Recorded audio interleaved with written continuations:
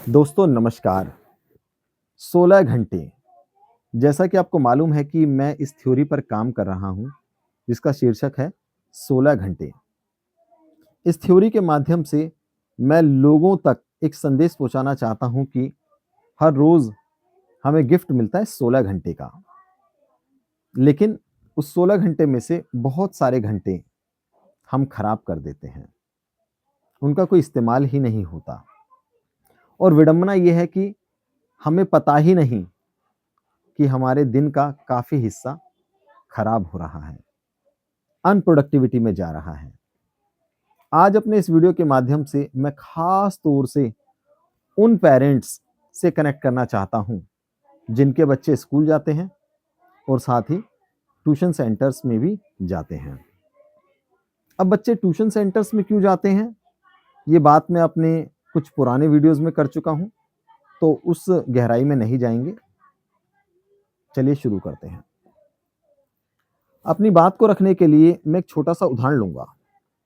आप मुझे बताइए, अगर कभी 10-12 लोग इकट्ठा होते हैं और वो किसी कल्चरल एक्टिविटीज़ को अंजाम दे रहे होते हैं, तो सबके दिमाग में क्या चल रहा होता है?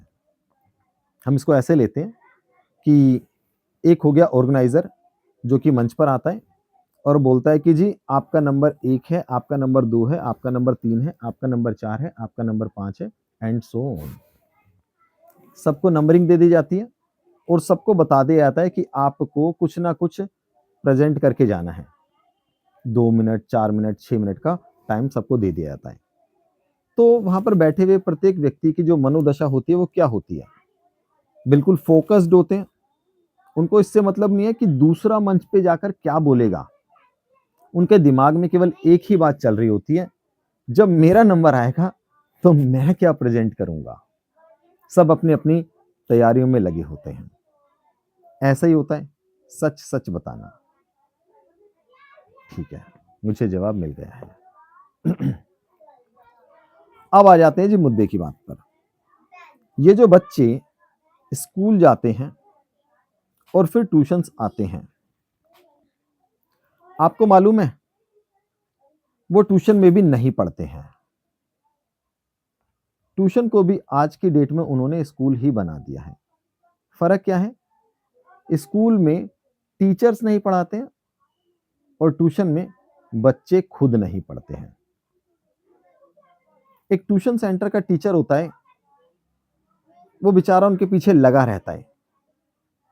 बच्चों, अगर मैथमेटिक्स पढ़ा रहे हैं, बच्चों 7.1 निकालो, बच्चों 8.2 निकालो, बच्चों 4.5 निकालो, बच्चों ये सवाल समझ लो, समझा दिया, बच्चे सवाल कर लो।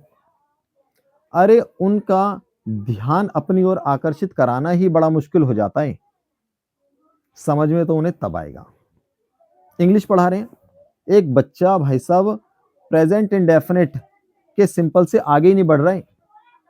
उसे यही नहीं समझ में आ रहा है कि ही शी के साथ वर्ब की फर्स्ट फॉर्म में एस ई एस लगता है।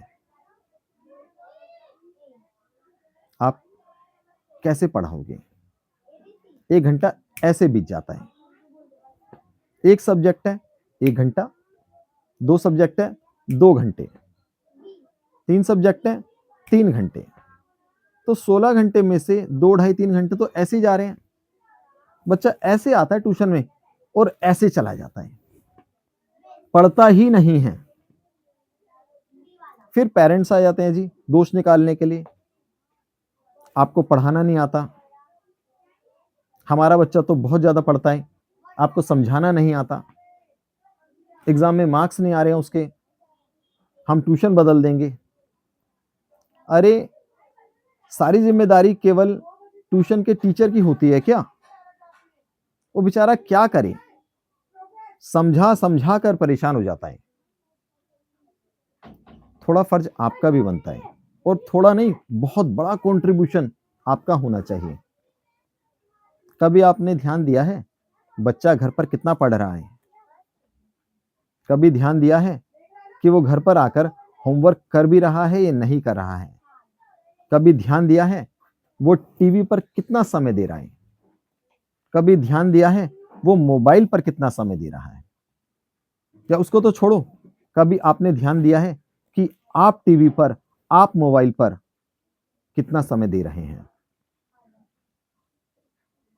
तो सभी पेरेंट्स, वो माता-पिता जिनके जीवन में और जिनके बच्चों के जीवन में ये सब कुछ चल रहा है, प्लीज़ और प्लीज़ ध्यान दीजिए। आपके बच्चे ही आपका भविष्य हैं और भारतवर्ष का भविष्य हैं। धन्यवाद।